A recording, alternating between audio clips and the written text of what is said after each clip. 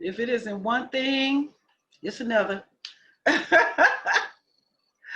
All right. Okay. Okay. Here we go. Here we go. Here we go. Here we go.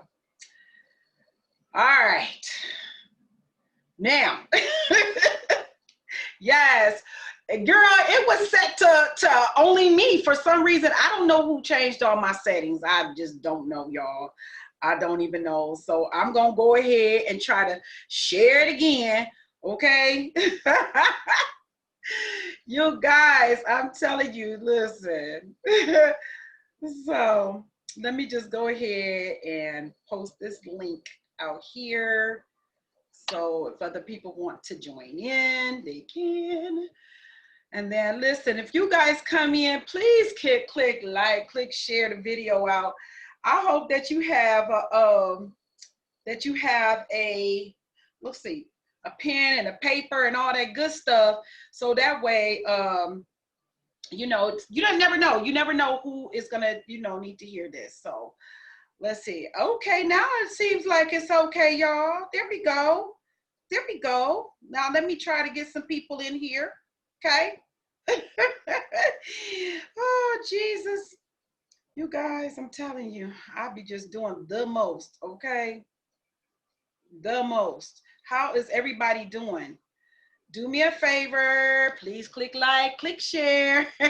Share the video. Let me know if you're here and you can hear me okay. Let me know. So that way, I know that everything is working out okay. You guys, if it ain't one thing, it's another, okay? But hey, y'all, listen, hey, sis, thank you so much. Thank you, Bookies. Girl, look. Okay, listen, we got a lot to cover tonight. And I just want to thank everybody for being here. Thanks for being patient with your girl. First of all, let me just tell y'all, I miss y'all. I miss y'all. I'm so excited to see y'all. I'm so excited to see y'all. I am so happy, right? Now, let me just tell y'all, trigger alert, trigger alert, trigger alert. This topic that we're going to be talking about tonight, it may trigger some folks. So if you have any therapists, any girlfriends that's on deck, any boyfriends that's on deck that you can talk to or call after, maybe you want to just put them, put them on notice and let them know that, you know, we're going to be discussing something tonight. Another thing too, you guys, I don't know how transparent people are with their children. So I don't know if you may want to ask your children to go in another room and play or put your earplugs in, because we're going to be discussing some things and I really want to be transparent about it. So if you can, just put your kids away. All right, you guys, listen, let's go ahead and jump right in. For those of you who do not know me, my name is Coach Venus. I am the owner of Kansuchi Transformation Life Coaching Services. I am a certified life coach. My niche is in trauma recovery, although I do other things. I am I have many businesses, okay? Let me just say it just like that. Many businesses. We have a printing company that I share with my husband. And we do all sorts of things. We print all kinds of things. We do all kinds of mugs, the hats, shirts, all kinds of things, okay? And with my business, Kansuchi Transformation Life Coaching Services, that's my baby, right? That's my baby. And there's many legs to it. One of the best parts about it is that I offer, there's an academy that I offer. You can go in and you can take some self-paced personal development classes. I am actually about to start putting a few more courses on deck because I want people, listen, y'all listen, we about to walk into a whole new era. I'm telling you, it's about to go down. So I need for everybody to be mentally together, okay, including me. So I'm going to take this journey along with everybody else. All right. This is another thing too, y'all. You know, your girl is a best-selling international author, but not only am I a one-time best-selling author, okay, I am a two-time best-selling author, and I do have one of the books, which is Brutal Courage, hey, which made me a #1 best-selling international author. And then my new baby, my newest baby is my anthology is called Silent No More. So later on, we're going to be talking about that because there's some things that I want to discuss when it comes to that. Now, you listen, you guys, grab hold to your seat, get your ink pen, piece of paper. Make sure you click like, click share this out. You don't know who need to hear this. I can remember when I was going through my trauma, you know, there was times when I would log on to Facebook or Instagram or something like that, and I'm hearing a conversation going on, and it's about help. Girl, I was always on it, okay? So I am so blessed to be able to, you know, give this information, share this information with you guys. So you will see me looking down periodically, and that's because I got oodles and oodles of notes. I always like to take notes. I always like to study on the subject because I want to make sure that I'm giving the best, most accurate information that I can. And I want to be able to make sure that I'm helping folks. So first, I want to just start off by saying hey to everybody. Hey, Tanya. Hey, Boo.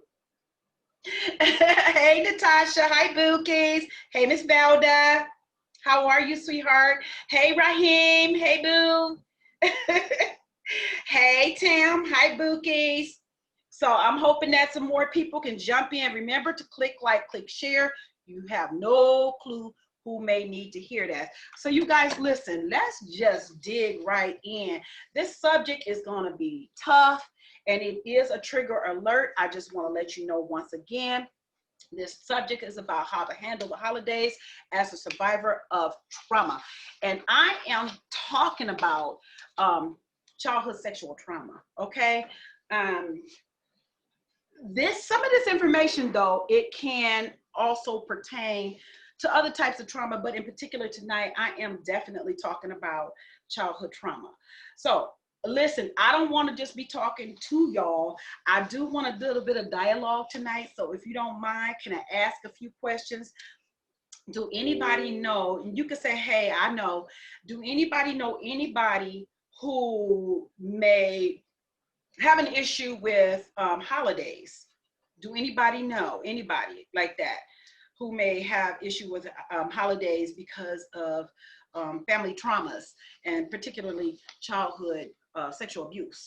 Okay, so if you do, say, hey, me, yeah, me, this is for me. Not for me maybe, but I mean, you might know somebody, right? Because we're going to be talking about a couple things. We're going to be talking about some tips that we can actually give people who have suffered these childhood traumas, right? These childhood sexual traumas, and now they have to go and have Christmas dinner, Thanksgiving dinner with these people, right? And then we're going to be talking about it and giving some tips from a person who is there to help that person who has suffered these traumas. So I'm going to be talking about it from, you know, from the person who has actually dealt with it, and from the supporter. Will be called the supporter. Okay. So all of you guys know that the holidays can be extremely difficult, right? Can be extremely difficult, especially for survivors, and it can be triggered by many, many things, such as the smell of pines, right? Like the Christmas trees, Thanksgiving dinner. It can be a song that's playing on the radio, like a Christmas song or a Thanksgiving song, right? It could be certain smells. Okay, I'm telling you, this stuff is serious, because I can remember before I was really actually able to become healed and start dealing with this stuff, I had a lot of triggers. Smells was the biggest thing for me. It was the biggest thing for me. So listen, the holidays can be very, very, very overwhelming, and especially for survivors. Especially for survivors of childhood sexual abuse, okay? And it can be even more difficult when you are dealing with family who's actually tied to that trauma.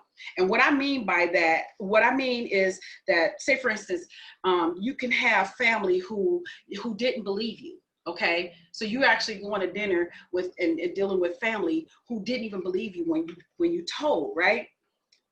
Those who didn't stop the abuse. There's some who knew it was happening and they didn't stop it. And so they're still living in denial even to this day. And so therefore, you know, you have an issue with that person. You going to dinner and you're going to have to deal with this person who didn't even stop the abuse. And then you have those who did not and will not support support you in getting help, meaning that like they'll downplay it and be like, why don't you just get over it, get past it, you know? And that's not what it's all about, right? So you do have those people who can trigger some things in you, you know, in reference to that. Okay. So, and the biggest one is the person who perpetrated your abuse in your family. That person. So you may not believe me, but there are people who actually have to, and I'm gonna tell you something. I know some people personally, right? There are some people who have actually had to go to, you know, family dinners, Thanksgiving, Christmas, because that's when the family usually get together, and that person is there. So they have to deal with that. And those are big triggers. So as a survivor, how can you handle the holidays? Okay, how can you handle the holidays? Or tell me this, or if you know someone, is a loved one, a friend, how can you help support that person? So those are a couple of things that we're gonna get into today, and we're gonna talk about these things, okay? So here's some tips for survivors when you're trying to handle the holidays. A few tips I'm going to give you. We may not make it through everything because we have such a late start, but we're going to try, right? So number one is to trust your intuition. Trust it. If it don't feel right, don't do it. If it feel right, go with it. Just go with it. But I want you to go ahead and trust your intuition. Okay. Here's another thing too. You may have to practice. You may have to actually practice, you know, and be ahead of the game. Like, you know, what would you do, or what would you say when you go to dinner and you see that person there, or you go there and you see that person who didn't believe you, or that person who wouldn't support you in getting help or whatnot. You may have to practice that. And I know that had worked for me. I had to practice, and I had a script that I stuck to, right? So that was one thing. So the more you practice, basically the more that you practice, the more effective it's become. It become like second nature. Say, for instance, this is an example. You know how when you started off trying to ride a little bicycle, right? And you fell off, but then next thing you know, you pedaling that bike and you just gone with the wind. That's how this will become, because you have to continue to practice so that when you face these things, it becomes second nature. It becomes second nature. And you won't get so overwhelmed. So number one, one of the best things that you can do for yourself at any event or party or get together is, like I said, plan ahead. You want to plan it out. You want to practice. You want to even do some mock talking in the mirror, or maybe even with your girlfriend or boyfriend. I don't know, but you may want to practice before you get there, right? That's a biggie. Second thing is identify someone who can help, meaning that, like, somebody that can be a support. So you could say for instance, my friend Lisa, right? I'm just making up a name. Lisa, I'm going to dinner, and you already know our family is going through these things, right? And I already know, X, Y, and Z is going to be there. And I just need to see if it's possible you be on standby for me, because just in case, I get triggered and I might need somebody to call so that you can bring me down, girl. And I'm telling you now, I might be just joking a little bit, but I'm really very serious about this. Find somebody that you can trust and that you can talk to and say, I may need you. So can you be on standby for me, when I go to this Christmas dinner or to this Thanksgiving dinner or whatnot, right? So let's see. Because here's the thing. You want to be able, and this is why I say plan ahead, because you want to be able to manage these triggers. Some triggers we cannot help. I can remember, I'm telling you, smells used to trigger me so bad. And then next thing you know, I was in a downward spiral, right? So, and back then, I really didn't have anybody that I can confide in, who I can talk to and say, you know, hey, this is happening to me or whatever. I didn't have that. So make sure that you find somebody and identify someone. It could be family, it can be a friend, right? But you want to find somebody that you can definitely confide in and say, hey, be on standby for me, right? So number three, think about what you'll need from your supporter. Okay, so here's the deal. Us supporters, I've been on both sides. So, and I'm also a supporter, right?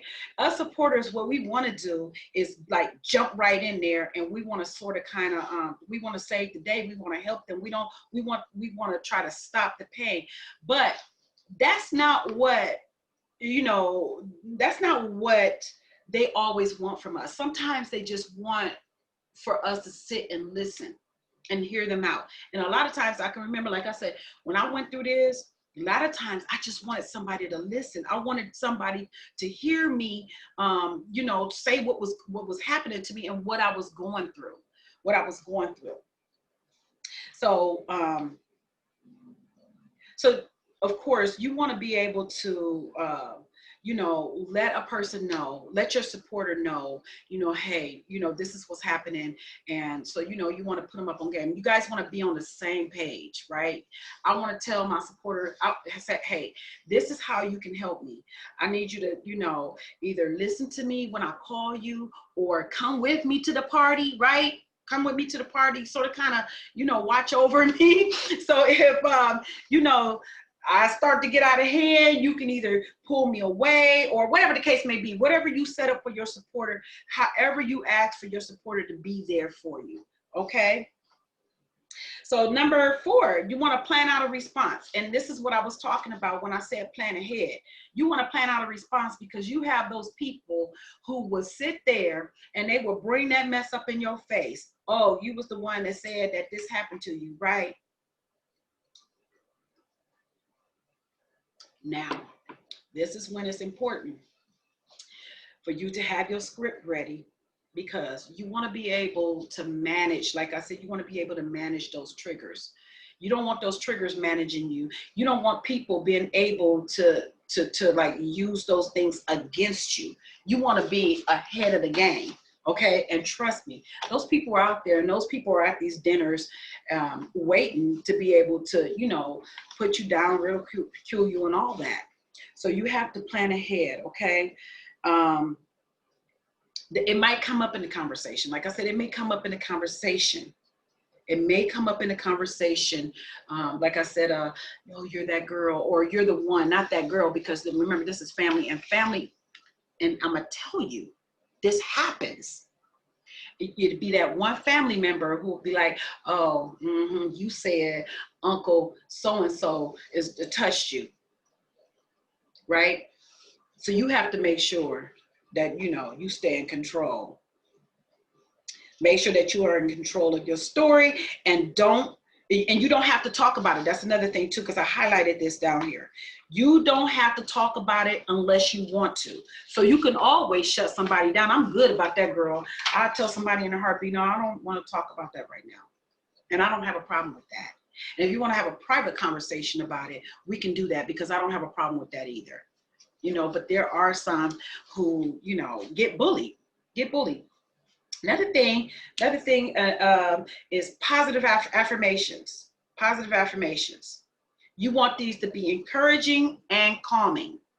You want to go into that party, you want to go into that dinner party and know that you are enough, period. You are enough.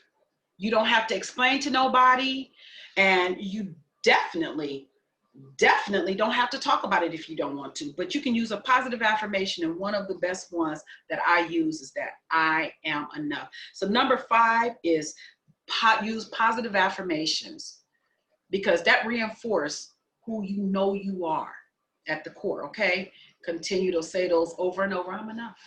I'm enough. I'm good enough to be here. I'm enough. I am enough. So number 6 is know when to say no.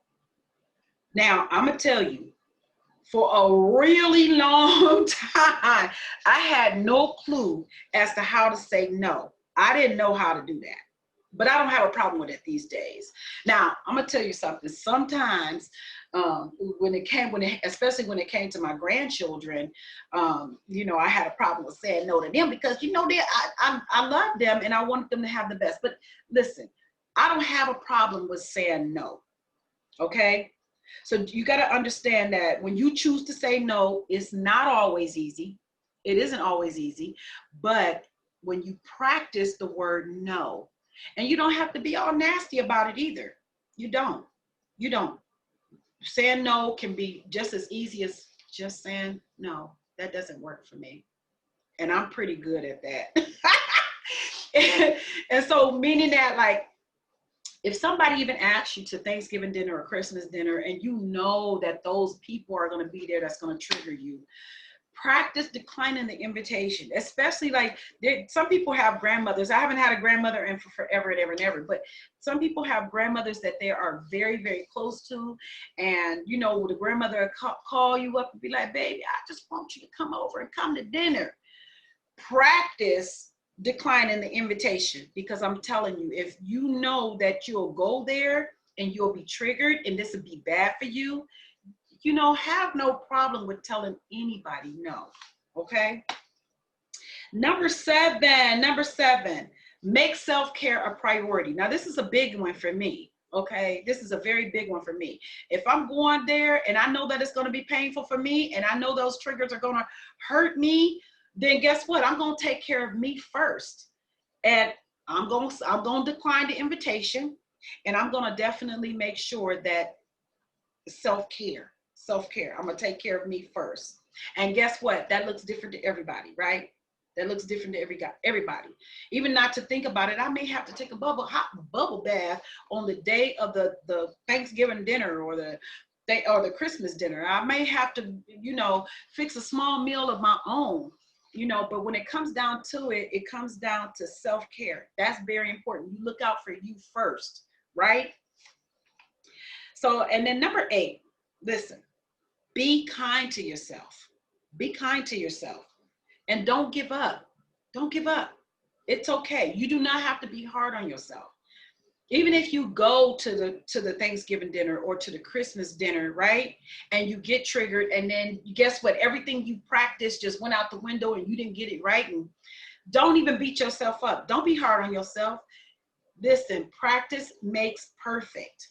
So just keep trying until you get it right, boo. Okay? And then my biggest thing of all, no negative self-talk. No negative self-talk. It's enough that you may go to this dinner and that you may have people there that's going to be talking down on you and talking bad against you and all that good stuff for you. So you don't need to do it to yourself. Make sure that there is nothing but positive self-talk that's going in before you get there, while you're there, and when you leave, okay? So no negative self-talk. So let's take a break and let's say hi to some people. You guys, hello. I'm going to go back and read some of the comments too. So let's see, we have, let me go back here.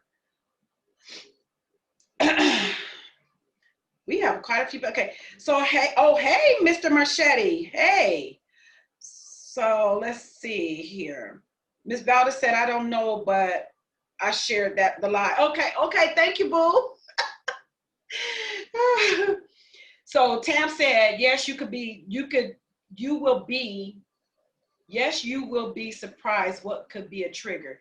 Girl, listen, I'm gonna tell y'all something that's so silly, and I know it might sound crazy, but do you know that for a long time I could not wear like certain clothing, the feel of the material. Now I know that might sound weird, but I couldn't wear certain material because it triggered me. It really did. And I didn't understand it for a really long time. So you're right. So Tam says, trust your intuition. Yes, ma'am. You have to trust your intuition. I had a big problem with this.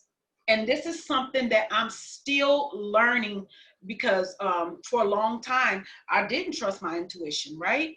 And I would always wait until I got in a pickle and then learn from the lesson. But what I'm trying to do now is work on the discernment that God has given me. And I'm really trying to sharpen that up. So I really, really am trying to trust my intuition all the time, right? All the time. Because our gut never fails us. I don't care what nobody say. It just don't, honey. Now it's like I can sense, like I get a feeling, I get a nag in my belly. So when I feel like, that's not gonna serve me, I don't have nothing to do with it, and I don't have a problem with that, right? So let's see, tips for healing. Tam says, plan ahead, have someone that can support you. So Tam, yeah, thank you, honey. You had texted in a lot of the information that I was saying. Thank you so much for that.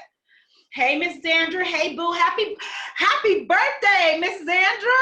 Happy birthday, boy. I'm so happy to see you. Happy birthday. I hope you had a blessed one. So let's see. Tam said that's setting boundaries. Girl, yes. Yes. And I'm big on boundaries. I'm big on boundaries. Actually, we just did a workshop on boundaries, and I'm telling you, I'm going to actually be re-offering. Well, we didn't do the workshop on boundaries. We did the workshop on forgiveness, but we were going to do the workshop, which is boundaries, that was connected to that. And I decided to separate them. And good thing I did, because I'm going to re-offer all of it as one big package. And I can't wait for that. Tam said, if it doesn't align with your purpose, it's a no. Come on. All right. She said, it's a no. It's a no. And that's the truth. She said, maybe a good idea, but it's not a part of my plan. Right, Tam. Right. Hi, Mr. Phillip. And let's see. Yes, you was, Tam. Thank you so much. And Miss Balda said, discernment always work in our favor. It does. It does. It really does. And I'm going to tell you, like I said again, I didn't know the first thing about no discernment. I was not good at it. I did not have good discernment. It was horrible. And I'm telling you, it was one of the reasons why I made some of the worst decisions in my life. But let me tell you something. Your girl is so much better now. Okay. And I can usually spot them in a far distance before they come my way.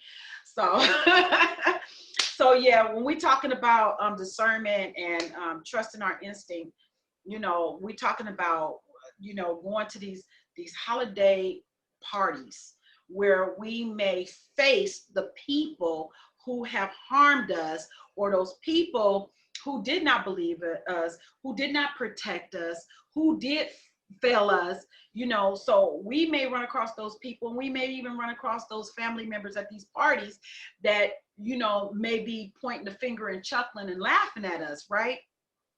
So we definitely have to plan ahead, and, and I'm hoping that you guys, hey, Miss Arnita, I'm hoping that you guys can definitely use this information, okay? So now, we are going to talk about handling the holidays, tips for supporters, okay? Because like I said, I have been on both sides, okay? And now I'm on the other side where I'm actually a supporter. Now, sometimes I can go back to, being that person who was victimized, but I have my tools to make sure I come up out of that real quick, okay? But I'm definitely the supporter, okay? So let's see. It can also be hard to know what to say and how to help when a person is a survivor who has disclosed their abuse to you. I'm gonna tell you, it's some of the hardest. It's one of the hardest things to do, and I'm gonna tell you because I always get text messages, inboxes, emails, where people are telling me these things that have happened to them. Right? I'm there to listen. But it's very, very difficult to hear these things. It really is. So supporters definitely need some tips too, right? So there's a number of ways that you can be a great supporter. And so let's start with number one. Number one, listen to what they need. This is so very important. And let me tell you why I'm saying this is very important. Usually we want to fix it or we want to make it better. That's me, the great fixer. And I think that's why I'm a life coach, because I just want to fix. I just want to fix, right? But we can't always do that. So we want to spare them stress of talking about it, and we want to try to interrupt or change the subject because we don't want to see them hurt. But we can't do that. We must really listen to what they're saying and let them tell us what they need, right? We can't, if we jump in too soon and try to save the day, we may be jumping in and ruining everything, right? We may be giving the wrong information or doing the wrong thing at the wrong time. So you really want to hear what that person is telling you that they need from you. And a lot of times, trust me, a lot of times it's usually just an ear, or for somebody to make them feel like what they're saying to them matters. Okay. So number two, and this is so important. This is very important. Create a safe space. And when I say create a safe space, I'm talking about if you are the supporter and you're going to this dinner, you may have to be in the same room with this person or sit at the table next to this person, right? That's creating a safe space. Or if you need to have your phone so that when this person is calling you and they've been triggered, they know that they can call you or even text you. That's a safe space. A safe space is where the person who has been victimized or who have been triggered can go, where they can go and they can feel safe to let out how they're feeling, or just to know that they're actually safe, that they're not going to be harmed. So I'm that one girl. Listen, I try not to wear that cape all the time, boo, but I'm going to tell you, it's hard sometimes taking that cape off. So when a survivor is experiencing a trigger or is overwhelmed by their emotions, feeling safe can be the first step to helping them. This is true. Just like I said, if you give them a space where they know that they can go and they can unload safely, they can say, you know, this is how I feel, and not feel like they're going to be judged, and that you're going to listen to them. That's a safe space for them, right? I have somebody like that. I have girls like that I can call up and I can tell them anything, girl. Like I can say anything to them. Okay. I can show up on a live with toothpaste on my face and I don't have to worry about judgment. I can, if there's some things that trigger me, there's people that I have that I call it my little toolbox, right? That I can call up and say, hey, I'm struggling with this today.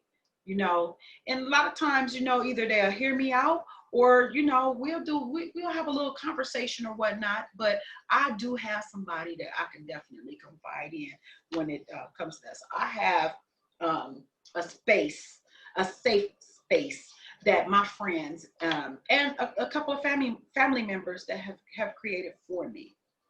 Okay. Number three, be a buffer. Be a buffer.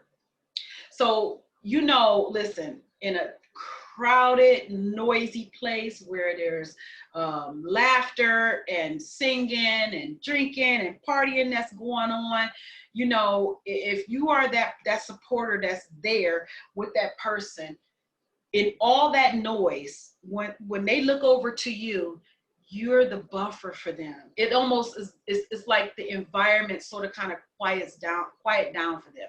And I've been there before. And this definitely worked. So say for instance, you know, you have that one family member who like to point the finger talking about, oh, you the one that accused Uncle so-and-so. You know, you could be that buffer where you step in. You know, you don't always have to say, hey, don't say that to her or whatnot, but there's some things that you definitely can do. Okay. So let's see.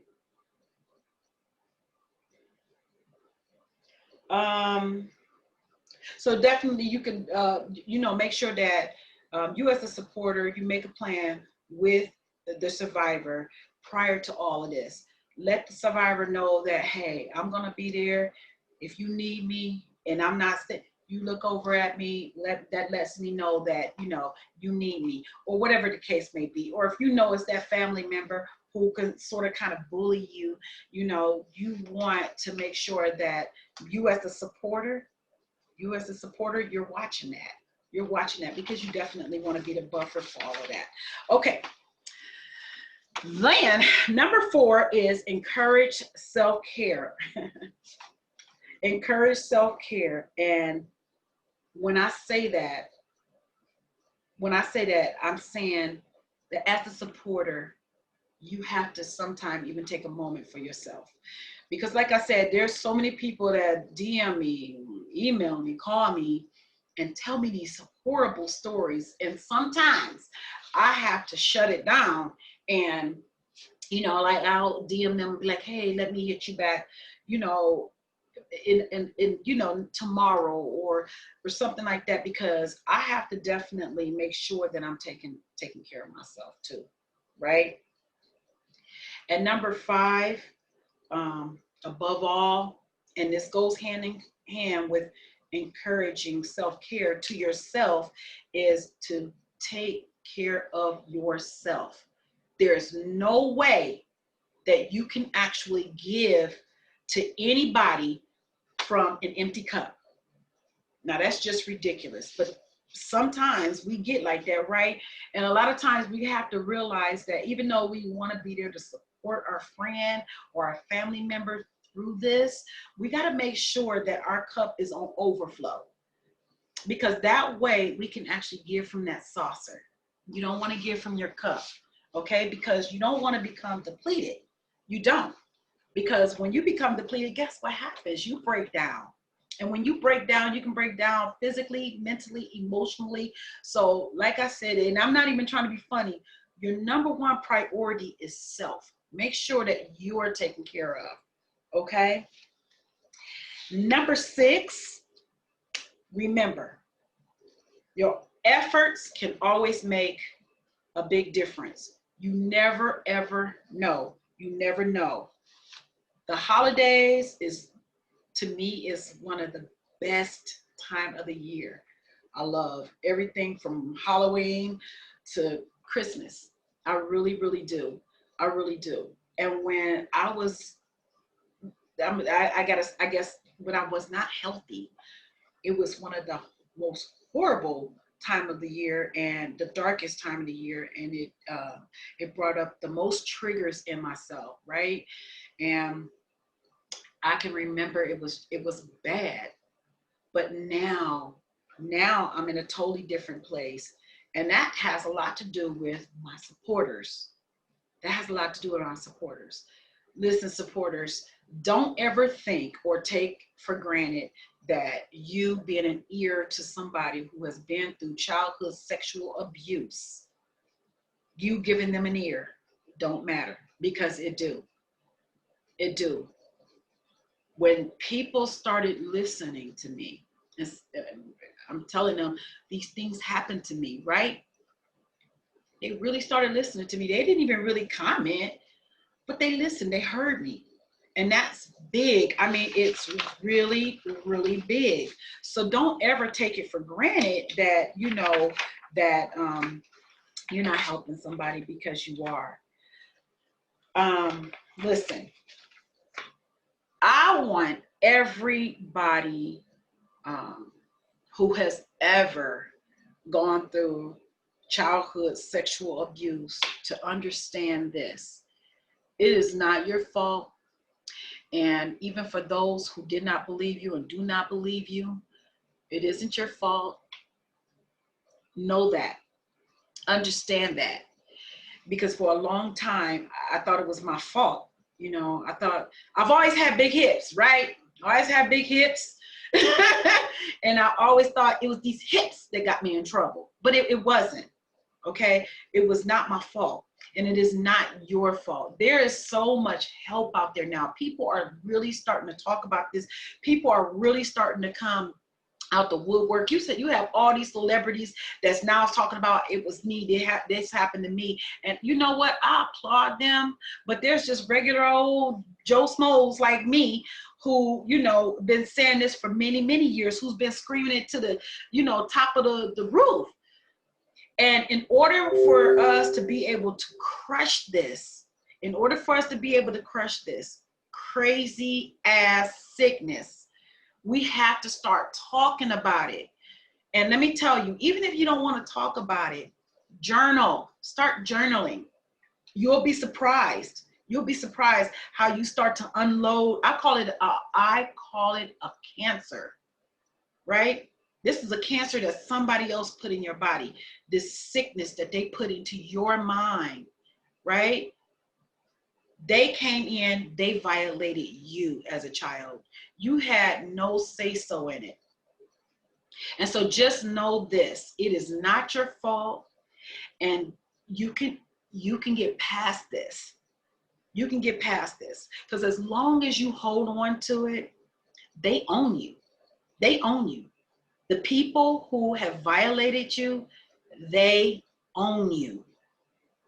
So one thing that you can do, the one to get past this, is to get better. Is to get better. And there's help. You know, I have a life coaching services, Kintsugi Transformation Life Coaching Services. I think I put the link in the description. You could click on that and, hey, hit me up. Let's have a conversation. If you don't want to go to that, you can DM me. You can email me. You could call me. Everybody have my business phone number, okay? So you could call me. But listen, you're not alone. You're not alone. You're not alone. And it's that time of the year where it's time for Thanksgiving dinner and Christmas dinners. If you feel like you need some help to get through this, you need a supporter, hit me up.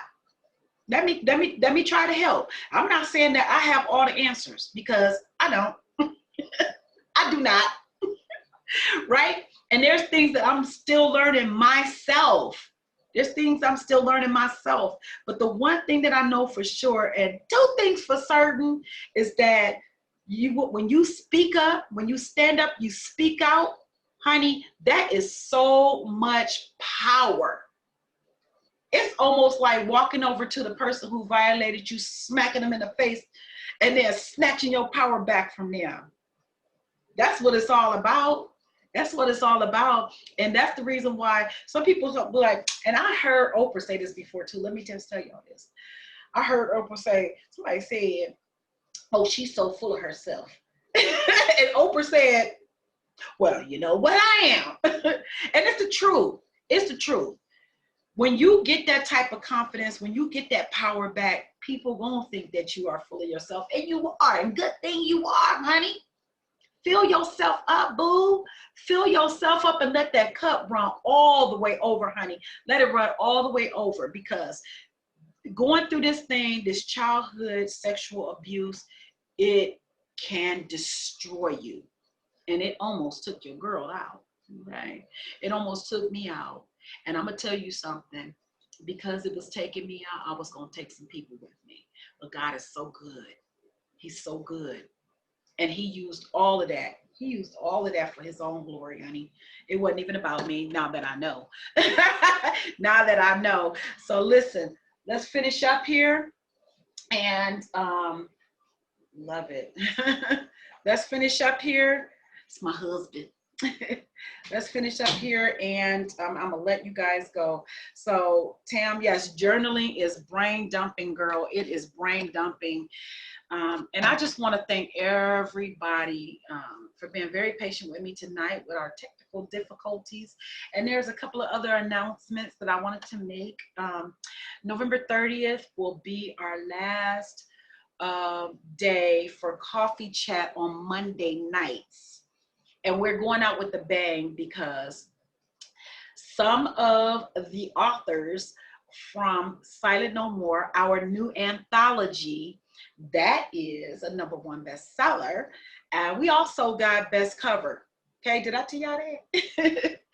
But some of our women will be on with us, and on the 30th, we are having a little book launch. It's going to be amazing. It's going to be phenomenal.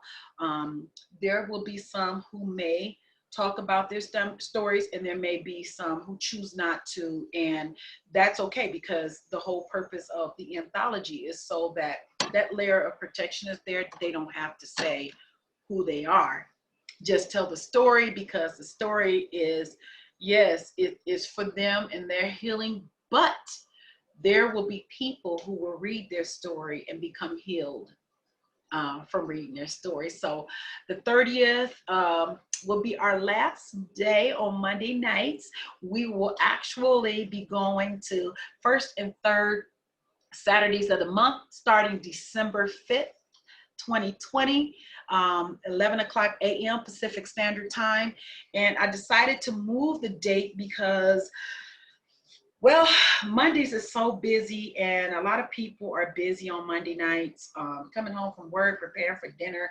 It's the first day of the week, and they're tired and exhausted, and so it's just difficult for them to jump on. But Saturday, at 11 o'clock Pacific Standard Time, that way my folks back east can jump on, and they can watch Coffee Chat as well. So listen, you guys, y'all are bomb.com. We got an amazing guest next week. And so we'll be posting a flyer, and I cannot wait to see you guys next week. I cannot wait. It's going to be amazing. And so anyway, I'm going to let you go. You know that I love you the most. I enjoy being here. I enjoy giving you anything that I have as far as knowledge. And so I had such a great time, you guys. Make sure that you have the best evening ever, and live it like it is your last day on this earth, because you don't know if we're going to wake up tomorrow, huh, boo? Love you. Good night. Thanks for stopping by at Coffee Chat.